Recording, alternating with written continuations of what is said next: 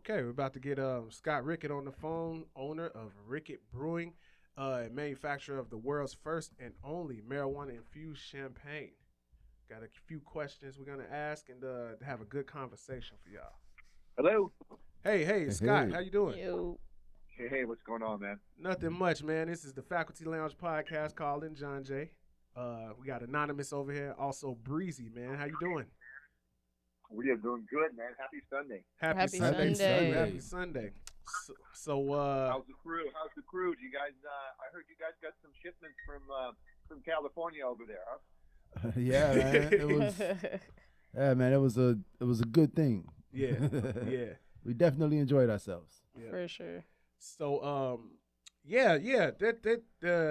The product that you got on the market is very unique, man. And when I first saw you, I want to give the audience a little background. I first saw it on Instagram. I saw a rapper holding it, and something just popped into my head, like, man, why don't you reach out and see what happens? So I sent out an email, and surprisingly, you got back, and we've been in contact for a while now, and here we are. So I'm definitely glad to be talking to you on the show live. Yeah, this is great, man. I appreciate you guys reaching out. And like you said, we're trying to do something different, trying to create a new, I guess I call it a new full adult beverage category. Alcohol's been out there for a long time. People enjoy alcohol. Some people, alcohol doesn't work. Cannabis has been out there for a long time too. Unfortunately, it got squashed, for quite a while. And seeing this resurgence we see here in California and other states across the country that's legal, it opened my eyes to saying, hey, maybe there's a better way or a different way to do this. And that's why we started, de-alkalizing all these products and infusing them with cannabis. Yeah. Yeah. Mm. So okay, let's start at the beginning. So how exactly describe your background and how you got into brewing in general. Well, my background really is in the music industry. I worked in the music industry most of my life. Played guitar in the rock bands back in the day. Mm. Played with a bunch of different rock. I guess some well known, some not as well known here in LA, and some that were national, international people. From that, I became a studio musician and started playing in a lot of the studios in Hollywood. And kind of just learned the craft of engineering, learned the old school way of recording with analog tape, and just decided I could do it myself and better. So I built my own studio at the beach and created a record label with a great soul singer by the name of Ricky Fonte. Rick and I put out a couple records together. He's a soul singer from Baltimore. Here I am, the surfer rocker from Huntington Beach. Together, we created a really different sound and a whole different vibe and created Soul Surfer Records together. Built a compound down here on the beach, and same thing. I was like, well, I can build a better studio myself, and figured it out and built it myself. And we had a lot of people, a lot of bands come through, stay, hang out, brought great chefs in and food and stuff. So just like everything else, I figured, I'll figure out how to do stuff better myself, and started brewing beer. Probably around 2000, I started my first home brewing and fooling around with it. But a lot of musicians we work with just didn't like alcohol, so beer is easy to de-alkalize. And so I started de-alkalizing beer and infusing it with cannabis back before we really had much technology infusion. So we were brewing it with buds and all kinds of stuff. Some of it tasted like ass, some of it was pretty good.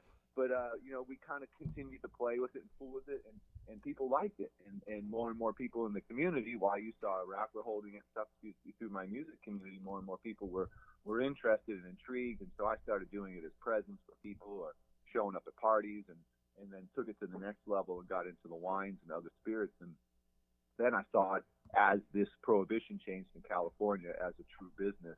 And like I said, creating a whole new adult beverage category for someone who's of age to make that choice. Do you want to drink alcohol? Fine. Do you want to drink, a cannabis drink instead? It should be fine. There shouldn't be any limitations. Yeah. So you're pretty much going up against a monster because when I think of adult beverages, I automatically think Anheuser Busch. I think of Miller Brewing Company. In your journey in this non-alcoholic beverage, the marijuana infused beverages, have you gotten any pushback from alcohol distributors or manufacturers at all?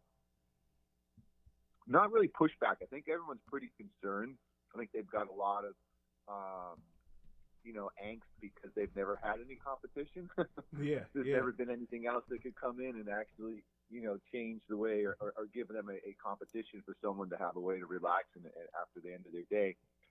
More of them, I think, are intrigued and trying to figure out a way to get their hands in the cookie jar. Mm-hmm. So that we see a lot of the big guys kind of reaching out to some of these smaller companies. Some of them are getting involved in different ways, but then you see big stuff like some of the bigger Canadian companies and some of the bigger beer companies, that have paired up. So we'll see as the future comes. In Colorado, there's some cool stuff going on. I think that we know in Canada there is. I'm pushing it here in California to push this whole wine side of it to another level as well. So we've gotten some attention from some of the bigger wineries. I wouldn't say they're concerned. I think they're intrigued, and hopefully look at it as a way to maybe make more product in the future. Yeah, I must say when John Jay brought the product to me, I was intrigued. It was mind blowing. I never thought about combining these two things in this way. So sorry, Scott. No, I think that's our biggest challenge right now is that a lot of people, one, have never thought of it, never put it, it's never crossed their mind, and others have never seen that it's even available. So we're available here in some select dispensaries throughout the state of California. Unfortunately, because of the cannabis laws, we can't ship it out of the state at this time. Hopefully that stuff will change in the future, open up some borders to some of these other states. That would be really exciting. Yeah, so when you say wine and when you say champagne, I think about the classic wine drinker, the classic champagne drinker, right? The people that enjoy those lighter adult beverages.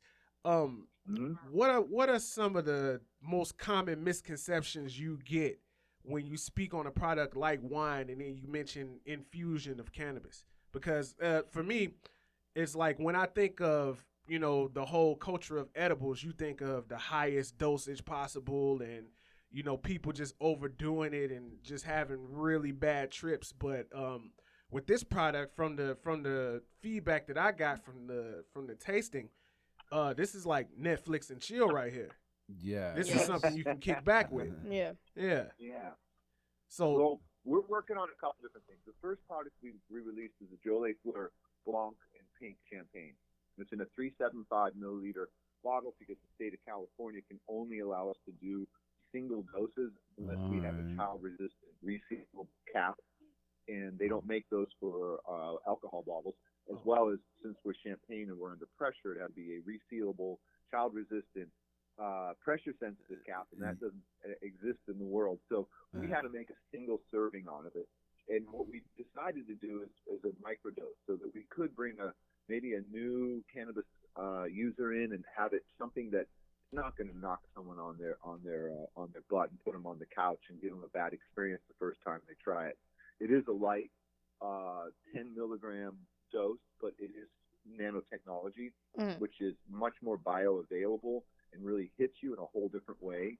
Even though it's an edible, if you guys, most of us are smokers, take in a pretty heavy doses. 10 milligrams in an edible in a gummy or something like that's really not going to do all that much to you. But in a liquid form with a nano emulsion, it's absorbing in your tongue, in your esophagus, in your mouth, before it even gets to your stomach lining, before it even gets into your system and gets any processing by your liver or anything. So the effect is much quicker and a lot stronger than most people imagine. But it's not overwhelming. Like you said, it's more of a chill, kind of a light. You'll see everyone that when you're sharing champagne, you're not guzzling big old huge glasses of it. You're just sipping on small glasses. So you're taking in a little amount. Everyone's kind of giggly, laughy, having fun. If you want that heavier, go take a dab. Smoke your blunt. Do something a little heavier if you need that heavy high.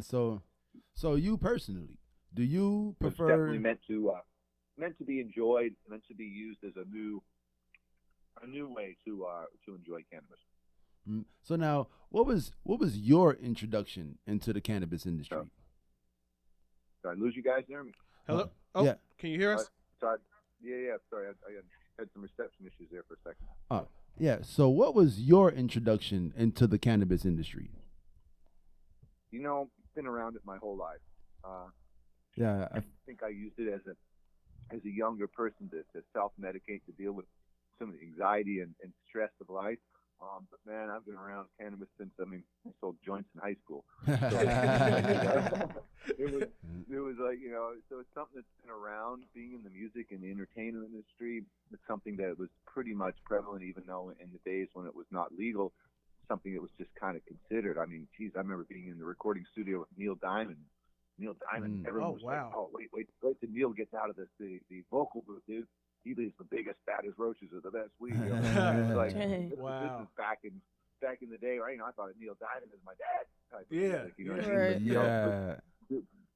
And so anything else so yeah, I've been around it and seen it and being here in California, it's part of the culture, you know. Yeah. So now, you play the guitar?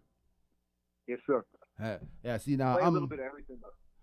I'm a classically trained pianist and violinist, so it's Excellent. like when you talk about being in the studio with all these people and being a studio musician, it's a lot different than being in a band or being on the road. Like yeah, it's cool. Yeah, recording's different. You're under the microscope, especially nowadays with the digital recording and Pro Tools. You can now, you know, look at stuff at such a tight detail that you have to play in a whole different way. But back in the day when we recorded the tape, you had to play with feel, and you had to play in a pocket, and you had to play with a groove, and there wasn't ways to just edit every 164th note of your performance. You actually had to really be able to play. Oh, so yeah. I remember back in the day when we taped from the start of the song to the end of the song. You know what I mean? Yeah. It wasn't, hey, let's do this verse 10 times and we'll take the best one and then float it in type thing. It's like you had to play that bad boy all the way through. So one take. yeah. So yeah, it wasn't always one take, but yeah, you know the feel. So I'm wondering. You spoke about self-medicating.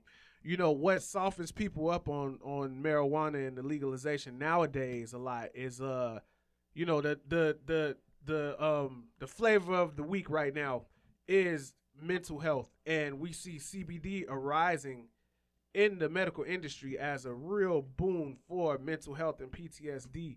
I was wondering, is Rickett gonna enter the field of CBD and marijuana as a medical application? We actually have another whole company separate from Rickett called Bella Petite Beverages.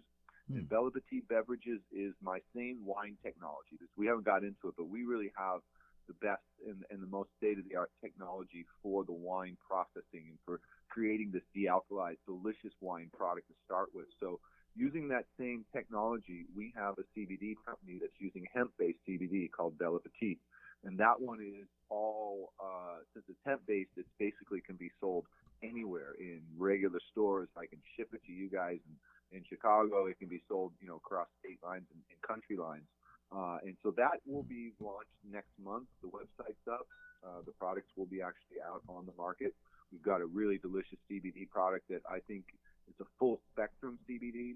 So it has CBG, CBN, CBA, has all the different cannabinoids in it. And it really is an effective product done in a delicious, again, wine vessel, I guess, to bring it to the people.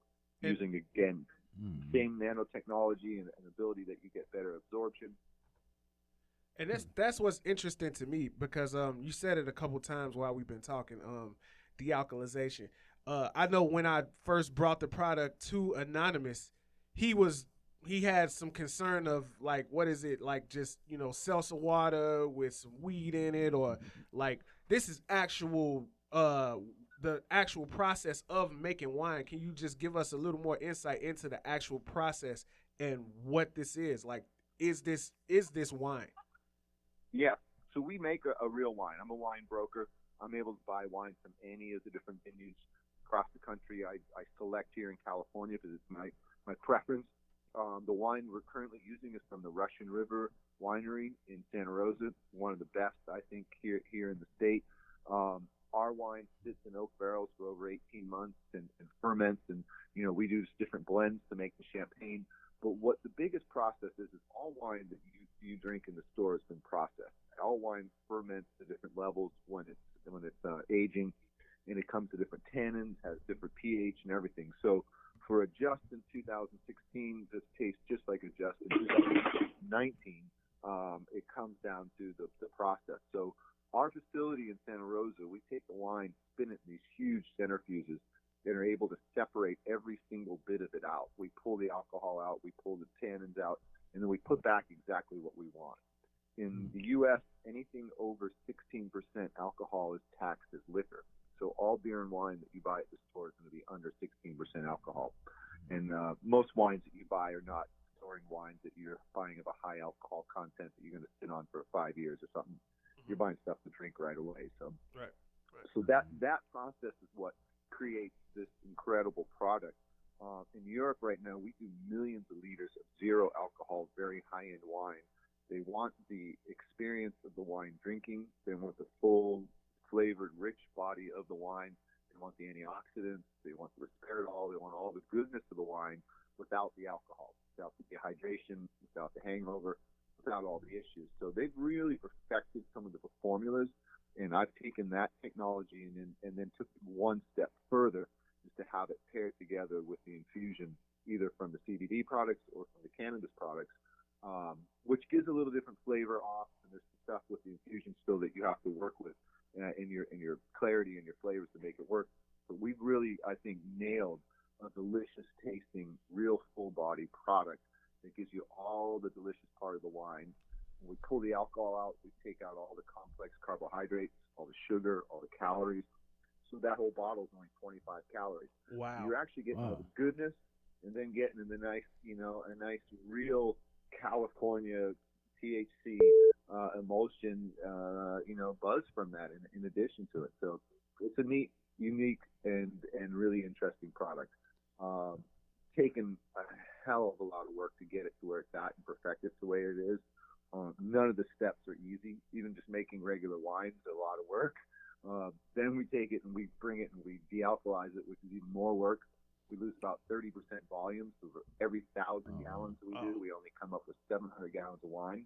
Wow. And I could put those 300 gallons of water back into it, because when we pull the alcohol likes water, so it absorbs a lot of the water, pulls it off the wine. But we could put that back in if we were making a more lower end product. But since we're really trying to make a very, very high end, very elite product, we don't put any of that water back in, and we keep it at that level. Then we take it and have to ship it to a state, registered licensed co-packer that can then infuse it with the state-of-the-art nanotechnology cannabis. Then it has to be picked up by a state manufacturing distribution company that can take it to the state testing, put it into their whole quarantine program, and once it gets through state testing, gets out of quarantine, then we can actually have it delivered to dispensaries. So it's a long, hard, expensive process. Sounds very Very extreme. Elaborate product that is the only one in the world. There's nothing else like this in the world right now. So now, when did you realize that you were on to something this big? When there was a certain pretty high-end celebrity rapper that asked me to make him beer for his Thanksgiving dinner with his family here in Long Beach.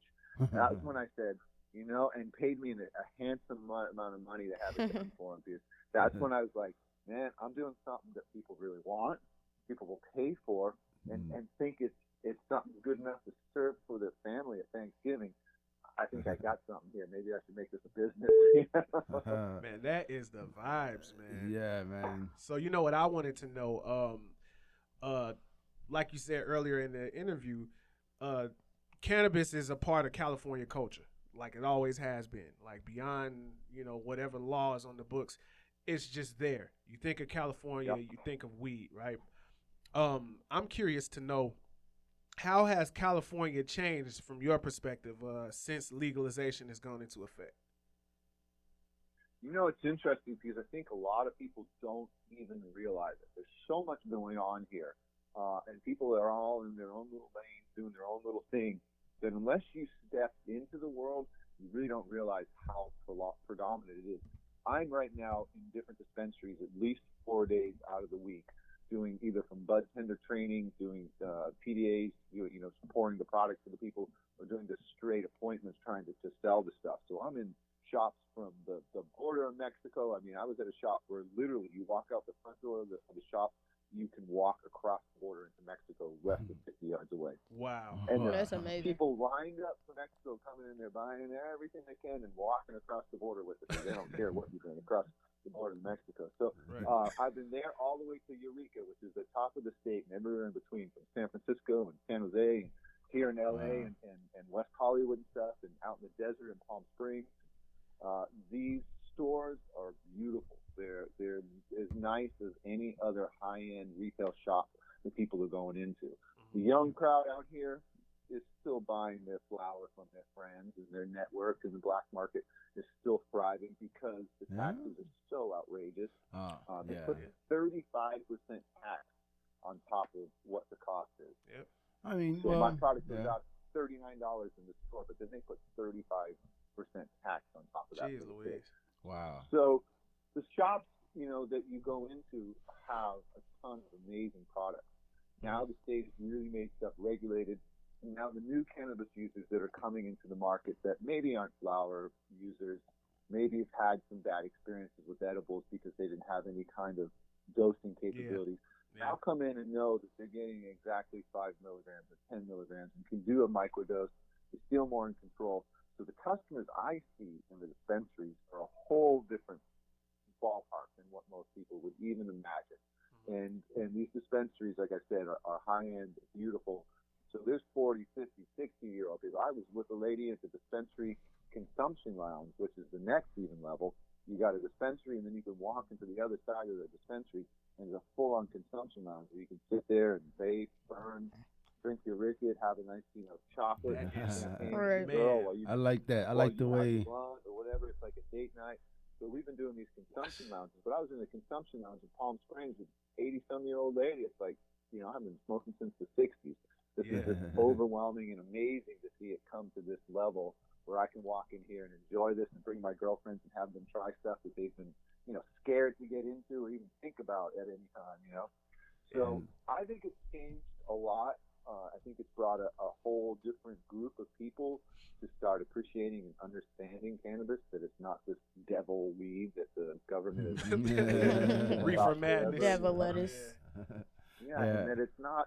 And now we're seeing more medical uses for it, and like you said, with the CBD, and I believe that there's a big push to have both CBD and THC together. They work well together. There's proof in a lot of studies that they work well together, and that separate they don't have the same kind of powers. So there's a lot of new stuff going on. Once our federal government pulls their head far enough out of their ass that they let our schools and our great minds actually start studying it, we'll see some amazing things come from this plan. I'm sure. Absolutely. Imagine if MIT and Harvard could actually study this stuff and weren't so worried about their government grants getting in the way. Right. We're looking at Boston Dynamics with killer robots, but we're still worried about marijuana. Like it's we're living in bizarro world right now. Right. Yeah. Yeah, I mean, that's pretty unbelievable. So I think it's changed. I think that as more and more people see that the state hasn't imploded, there's really no new problems that are coming from it. There's actually been a lot of benefits coming from it. The amount of work, the amount of new business, the amount of new businesses that are opening, I'm putting people to work. You know what I mean? I'm dumping money into the economy here with my little business. There's hundreds and hundreds of other people that are building and creating brands and stuff here in the industry that are putting people to work. And some of the really more economically depressed areas, Long Beach, Santa Ana, some of the places, like Lawndale, some of these other LA cities that have had a lot of industry move out, now have opened up these green zones, and people are dumping millions and millions of dollars into production facilities, into all these other ways to get this industry and this gold rush continuing to move here in California. So with Illinois on the horizon, as far as the whole legal market taking off, we got a lot of listeners that may have some interest in entering the market as business people. Is there any wisdom you can impart on somebody that's thinking about getting into the legal marijuana industry? Definitely. There's two huge things I see here in California that have become, I guess, in demand. There's money coming from Canada. So there's a lot of, with Canada being completely legal, there's big traditional investment money and real companies that are publicly traded that are looking for assets around the country. And what they're looking for right now is brands and infrastructure. So either if you're brand oriented and you're there and you've got an idea and you say, man, I got a great idea for a brand, creating a brand, I don't care if it's a pre-roll brand or a flower brand or if it's an edible brand or, a drink brand, whatever it is, finding that brand, finding that niche, creating that brand, making that brand work in your area, that's going to bring a lot of attention. And that's as these bigger guys continue to look for things to either acquire or add to their portfolios. And as we all wait for the federal government to open up that capability for the whole nationalization of cannabis, those two things, having infrastructure, either a distribution network, sales, marketing, whatever it is, having some kind of infrastructure or having a brand, those are the two things the big companies are looking for. And I recommend getting that, putting that into work. Even now, things are getting ready to open up there, dude. It's going to happen big for you guys, just like it has here in Colorado, Washington, all the other states. Yeah, because we see it on the news on a nightly basis. Yeah, they are getting ready. They are preparing Chicago and the rest of the state of Illinois for what's about to happen. Yep. But so I wanted to ask you about you say a lot of the younger crowd is still getting their flowers from their friends and off the black market. Like, is it as safe, or is there a big difference between getting flowers off the black market and walking into a dispensary? I mean, besides the price. I think it is in some ways. Excuse me. The black market. Excuse me. The black market here in California has always been extremely strong, and even with the legalization and the medical marijuana that's come in, there's still been a huge group of people that are still running their business that way. Is the product safe? I think it's been, a lot of people have done it a certain way and it's kept a certain level of, I guess, expertise, professionalism in this industry well before it was ever regulated. Is it as safe as what's tested and going through the state testing and everything else? Probably not. Is that ever going to go away in a market like this, or even out there from what you guys will see? Probably not. There's always going to be a black market for products. Yeah, because especially if the state makes the taxing so hardcore. So I'm thinking, by law, you can't have a 24-hour dispensary, right? Correct. So what people got to score once the dispensary's closed. So that's just like a whole market in itself. I guess. And they make them close at 10 p.m. So they can't stay open any later than 10 p.m. Yep. Oh, wow. So you really got to get in there. But, I mean, it's a pretty bizarre phenomenon, guys. You know, to walk down the street, drive up to a storefront, just like you can at a liquor store or anything else, and walk in and pick out any other cannabis product you want and walk out and enjoy it. Yeah. You know, it's a neat time to see this kind of common. Like the consumption lounge is even better. Monday, tomorrow night, we'll be at Mo Green's in San Francisco. Mo Green's is right on Market Street in downtown San Francisco. It's set up like an old Italian restaurant in New York. Green, high back, like booths, you know. Mm-hmm. Whole big dab bar. You buy your stuff on one side, you go to the other side. They got the game on. There's booths. There's there's anything and everything you ever wanted right there to go enjoy on the spot. And we'll be doing a big tasting there with a bunch of people, and it's just a phenomenon. It's a new phenomenon, and I can't wait till more and more people either get to come out here and experience it or have it happen in their community, because it's the way it's supposed to be. It takes a lot of the taboo away from us, and it really makes it so people can feel a little bit safer about it and enjoy it in a nice environment like that. Well, hopefully sometime in the future, the Faculty Lounge can make our way down there and do some live taping at one of these consumption lounges, just to give people a picture of what's on the horizon coming across the country, man, because the way you Yeah. describe it's like a fairy tale, man. Yeah, it's like the Absolutely. it's like the bar I want to go It's to. truly unbelievable. And it's very luxurious. Yeah. And it's tripping people out to come out here. Like I was in San Diego, one of the stores, Urban Leaf, has a huge bus, and they pick people up at the airport, and they'll go get free ride to your hotel. So you just go by the dispensary first. So they bring a bus full of like 130 people every couple hours straight out the airport. I mean, they're coming from out of the country. They're coming from the middle of the country. They're coming from all over the place. And they walk into these dispensaries that literally have thousands of products.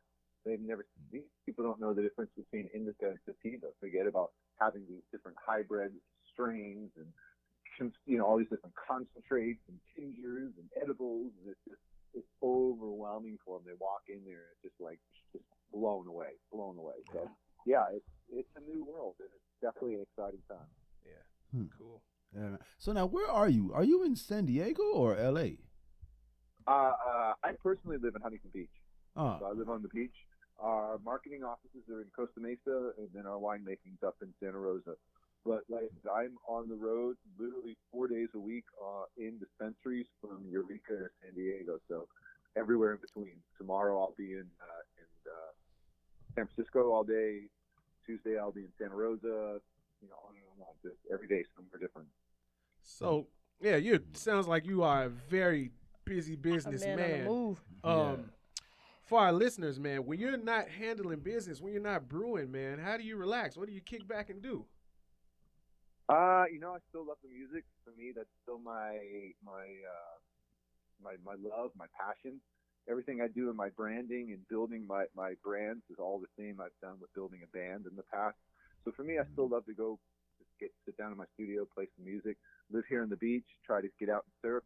I've got a young son, so I support him a lot. He plays ice hockey for the Junior Kings, and he surfs, plays football. So I try to take him out and do as much sports stuff when I'm in town with him, and that's try to get a little balance in life. I got a great girl, so get as much time with her as I can, and then the rest of the time, man, it's blinders on and 16, 20 hours a day trying to make this thing a reality around the whole state and eventually around the whole world, hopefully.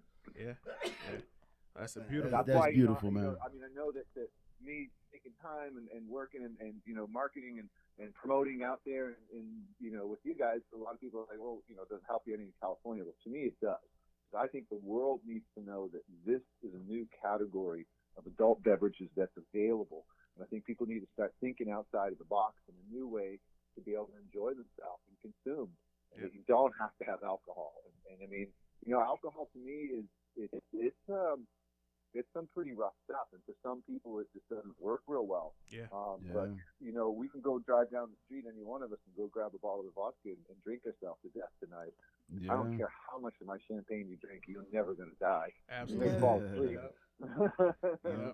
but you can never die from it, and that, to me, there's a big factor to that. So we haven't seen too many people having a lot of issues with overindulgence to cannabis. So hopefully that's a good way, and we see a lot of people have issues with overindulgence to alcohol and other hardcore prescription drugs. Finding cannabis is a nice way to get away from that stuff. So for me, it's a great balance.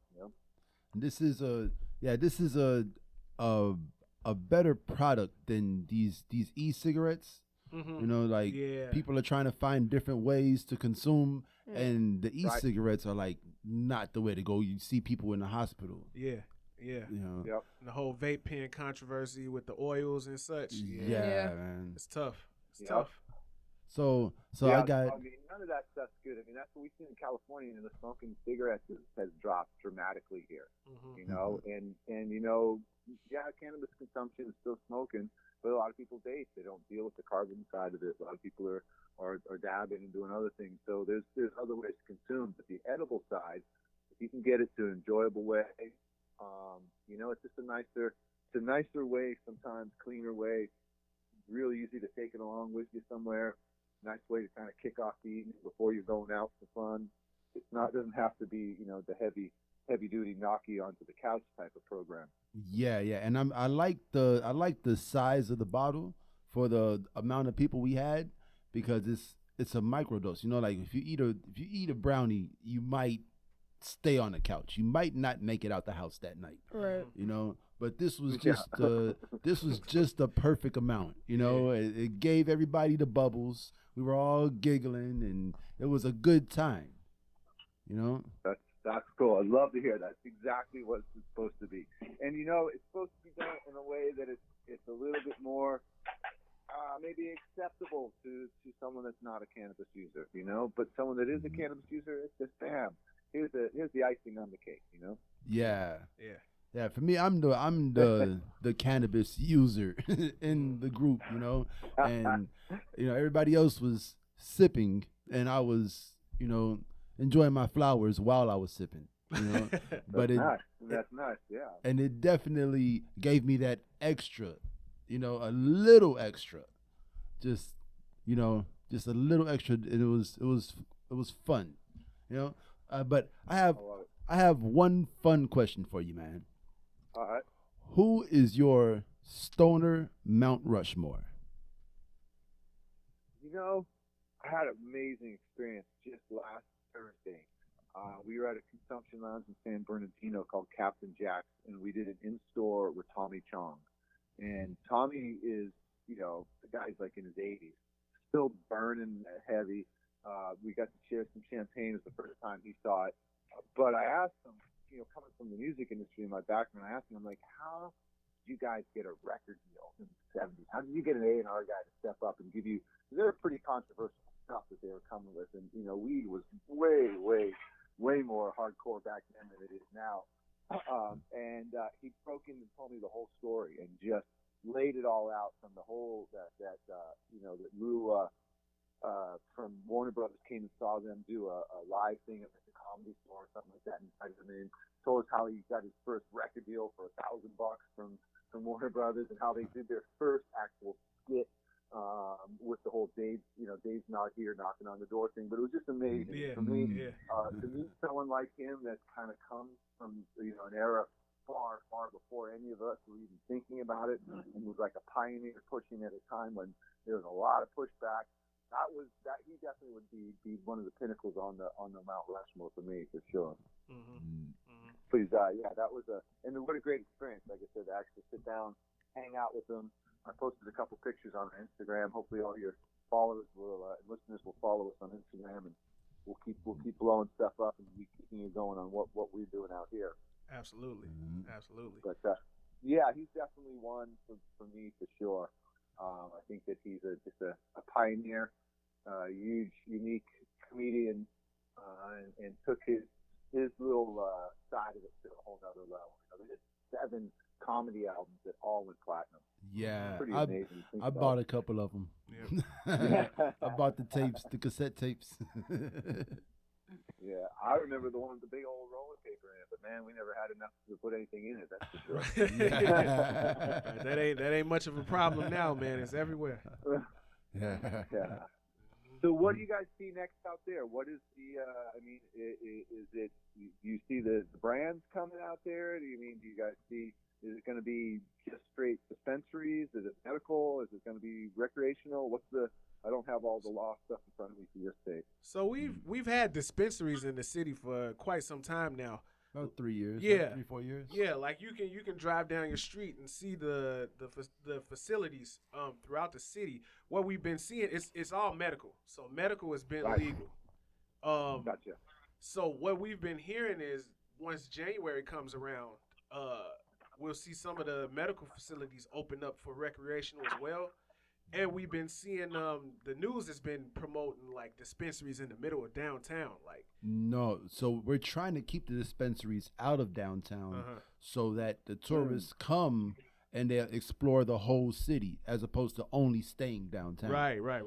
So if you come to Chicago to smoke, they want you to see the neighborhoods. Right. Yeah. So I went to Colorado and I saw the tax was 25%. You're saying tax in California is 35%. That worries me because Illinois is notorious for the highest taxes in the nation. Tax town, man. You know it. I'm waiting to see how much the tax is going to be in the dispensaries here. Funny story. We had a group of guys. Actually, our first guest that we had from out of town, they came from Florida. shout out to the Bro Life crew, Ivan L, Jansport Jack. They came up, and that was one of their specific complaints, was paying $12 for a pack of backwoods. Yeah, and then paying tax on top of that. Yeah, then paying tax on top of the $12 for the backwoods. So and you then know, paying 7 cents for the bag. So it's definitely, it's gonna be prosperous in the city because we got, look at what's here. We got Pitchfork Festival, we got Lollapalooza, we got great sports teams. So we get tourists on the regular. And I mean, we got the All-Star game coming. Right, we got the All-Star game coming in February. Oh, so man. Yeah, you got a lot going on. yeah, it's gonna take off in a major way. I don't see this thing slowing down once it takes off, man. So it's an exciting time. It's an exciting time, and I'm glad we made contact with you because this is like we're planting flags right now. You know, our podcast has always been about we've been for the use of marijuana recreationally and medically. So, I feel like we're just doing our small part, man, to put people on and change the way they look at things out here.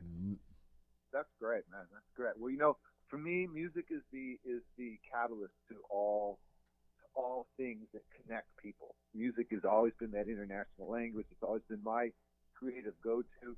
So the idea that through the community, bringing love to your broadcast, and bringing information and bringing them, information that you guys are out searching and finding. Because like I said, not a lot of people know this even exists yet.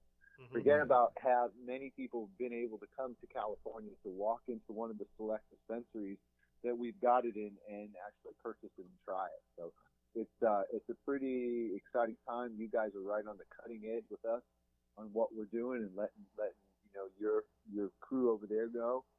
Eventually, if the government does not allow us to ship across state lines, what our goal is and our expansion over the next year or two would be to find a co-packer in your state that we could legally then ship our dealcoholized wine from California that we make to that co-packer, bottle it in your state under your laws and regulations and everything else, and then sell it there.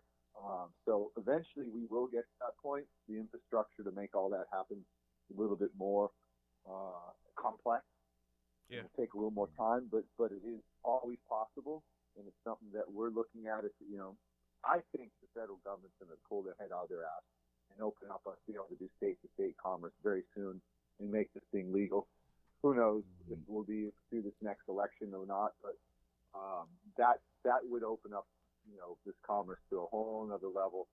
And then, we could be shipping stuff out to you guys out there, anywhere else around the country. That'd be great. But if not, this product is definitely something people are going to want around the rest of the country eventually.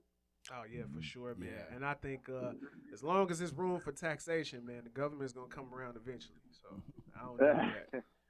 Yeah, I mean, imagine, I can't understand why the federal government's not wanting all these billions of dollars of tax money that Washington and Colorado and California and all these other states generate.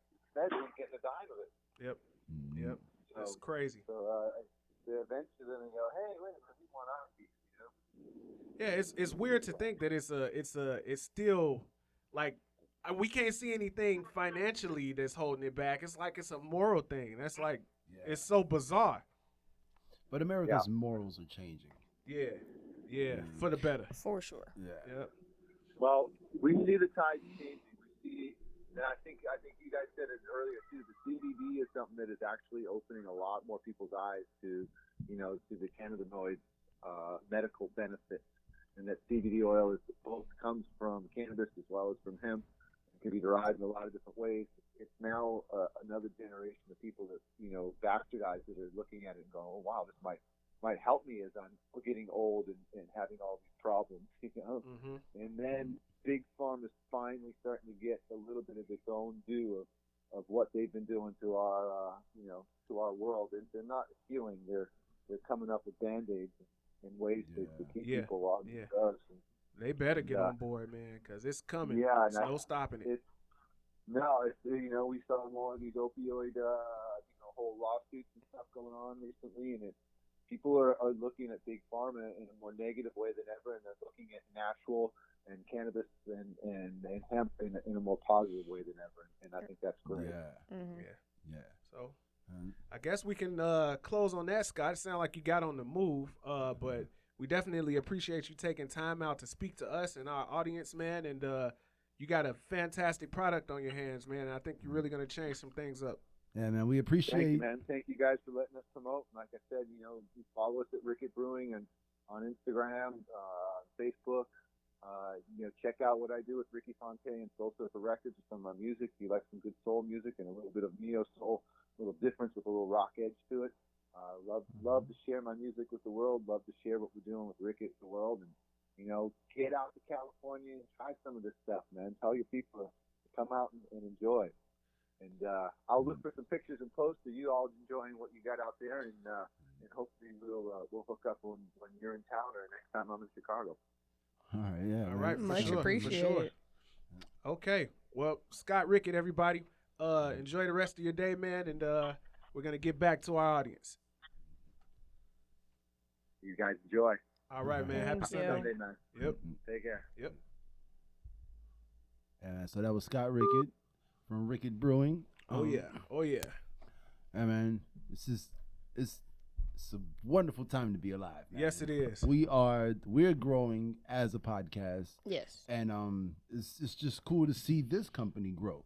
You know, we know what he needs, and hopefully we can try to help him find what he needs here in Illinois and in other states, and you know, we can continue to grow and continue to grow our network. You know, and the cool thing that I took from the interview is that it's not taking no for an answer. Like, yeah, man, if the federal government won't let us ship it, we'll ship it and get it alkalized get it infused in the state that we're shipping it to. You know who he reminded me of a little bit, man? Who's that? Rudy Ray Moore. Yeah, How yeah. he just didn't take no for an answer. Yep. And, he's And I watched still Dolomite going. again last You night. watched it again last Yes, night, I man? did. I want to watch that. I need to watch it again. Dolomite man. is my name on Netflix right now Yeah, and y'all in go theaters. check that out. Check it out, man. But yeah, Scott Rickett, that's rickettbrewing.com, RICKETT brewing.com, Rickett Brewing on Instagram and Facebook. Man, y'all check it out, man, because he's definitely got some good stuff, man. Get out to California if you can. Hopefully we'll see the product in the city. So, Drink a Rickett. yeah. All right, so that's all we got for now. But check out episode 68. Check out episode 68, and man, write your congressman. All right, so what time is it? Yeah, man, time to get back to the students. Double salute.